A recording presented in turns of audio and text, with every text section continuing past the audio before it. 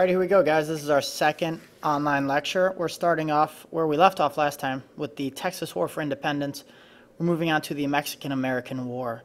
If you look at the top, now you can actually see where I circle things. So for those of you that critiqued that last time, it was kind of fun to pretend in your heads you had to pay attention to what I was trying to talk about. But moving on, we're talking about the Mexican-American War, which of course is between Mexico and America. Hopefully that's not shocking. The dates are out there, 1846 to 1848. Now going back to the main idea of this chapter is manifest destiny, that America will fill in on the map coast to coast. That's our obvious fate. And if you look at the map right next to the Mexican-American War, the idea that we're fighting over is still Texas. Now, Texas was a country. It was the Republic of Texas, or the Lone Star Republic.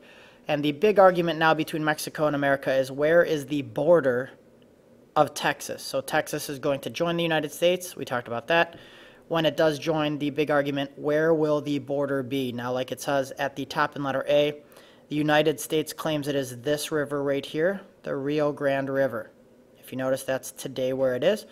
The Texans, or the people of Mexico, sorry, the Mexican president, Santa Anna still, agrees that it is this river, the Nueces River. So if you look, the kind of green shaded area, green and yellow, is the area that's argued about or disputed. So the big idea is now, what will America do? Will we fight for it? Will we try to buy it? You know, will Mexico give us the land? Will Texas be this big? And if you look, it's a large area of land. It's actually the size of Texas at the time. If you look at, this is the area Mexico thinks Texas will be. America thinks it's this big area. So that's a big chunk of land to fight over. Our president at the time is James K. Polk, the same guy who said 54-40 or fight. He sends one of our representatives from America, John Slidell, to offer $25 million for the area of California, which was run by the Mexican government, and $5 million as well for New Mexico, to kind of make Mexico happy, get that, Rio Grande River as the border, try to buy New Mexico, and try to buy California. Again, fulfilling this idea of manifest destiny. That was the big thing there. So when that doesn't happen, the Mexicans kind of balk at that idea and say, we don't want that money, we're going to keep that land. America sends, our hero at the time is Zachary Taylor. We sent him up to set up a fort just north of this river, the Rio Grande. So his job is to set up a fort and just kind of wait. And if you think, it's kind of like fishing. If you put out a man that's bleeding, or anybody that's bleeding out into the water, sharks are going to attack. And in our case, for America, we sent out, a bunch of soldiers to just set up a camp in an area that Mexico think is theirs, and we think, Americans think, is ours. It looks like an act of war. Right away, Mexicans attack this fort, and 11 Americans die. And just like you'd think, right away in the newspapers, this is horrible, let's attack Mexico. Mexico has shed, like it says up there, President Polk's quote, Mexico has shed American blood on American soil, meaning that this area, this disputed territory, is American land, and we're going to fight for it, that the Mexican army had killed our men there, and it's our land. So like it says on there, the Northerners, again, are against this war because it affects trade. The South and the West, they want this. This is a southern state. It'll come in. It's going to be pro-slavery. It helps them in Congress. So again, it's that idea of should we go to war or not. By the way, because there's no song of the day right now, because I'm still trying to figure out a way to do that, I would like to take this moment to thank and congratulate all the Grammy Award winners, including Fun, Kelly Clarkson, and Skrillex. Moving on, the battle, or the war itself, the president, or our guy, at least our hero at the time, is a guy named General Winfield Scott. He gets the nickname Old Fuss and Feathers. His picture is painting now. If you look at him, he's actually pictured. Now, you have new cameras at the time coming out, so there's going to be more and more pictures instead of paintings. And General Winfield Scott, or Old Fuss and Feathers, is a man that the Americans fear. He's a feared man. His soldiers fear him. He's loud and obnoxious and crazy, but he's a great leader. And he goes on to, at a couple different places, if you look, Santa Anna's name's on there. You have Zachary Taylor fighting and capturing Monterey. Zachary Taylor also captures or defeats President Santa Anna at Buena Vista, which is in California. And this new guy, General Winfield Scott, captures the capital of Mexico, Mexico City. And for those, paintball fans, like capture the flag. Once you captured that capital, it looks like the game's pretty much over. Out in California, the people of California, who are called Californios, have been there for a while, and if you look again, well, until gold is discovered, California is not a very important place for Americans to go.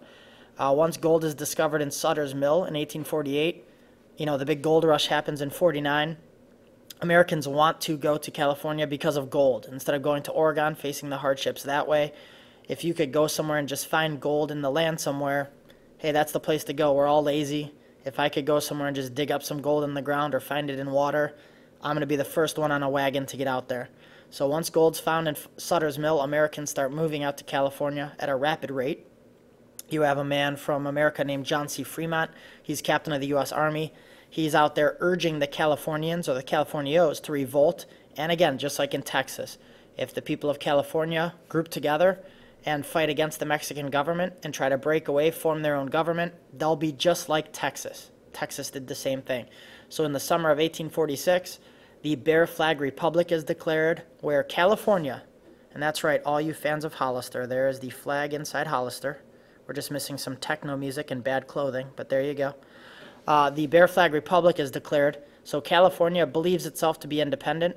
You have Texas now who did the same thing, and our U.S. Army captain at the time is Stephen Kearny. There is his picture right there. And he's leading the U.S. Army into New Mexico, into parts of Mexico, and eventually to California, where the United States captures and takes over. So you have our Army capturing Mexico, or capturing part of Mexico, which is California, taking over control.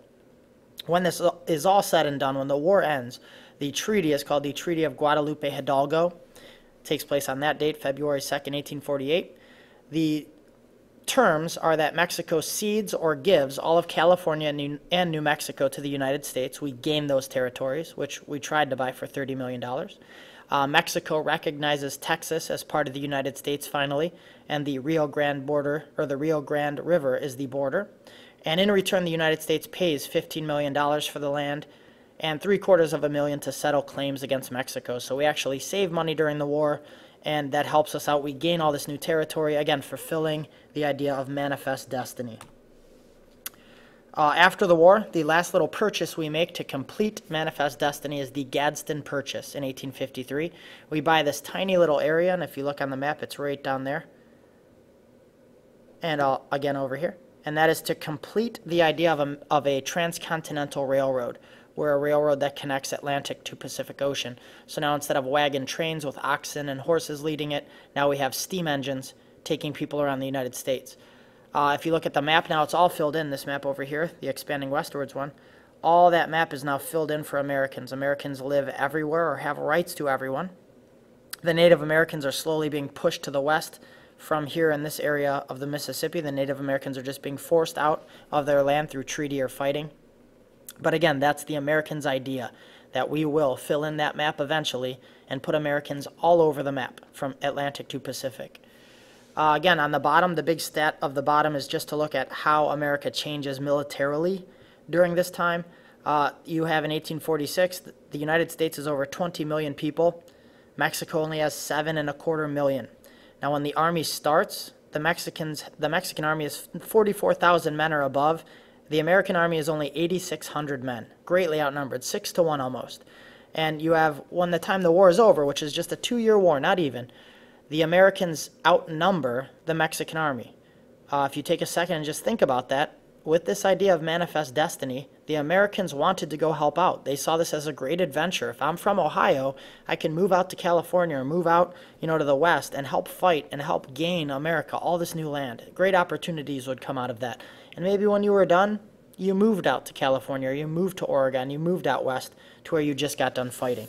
So this small little war brings great changes in America, not just the map, but it brings great changes to our military as well. And it trains men who one day will go on to fight against each other in the Civil War.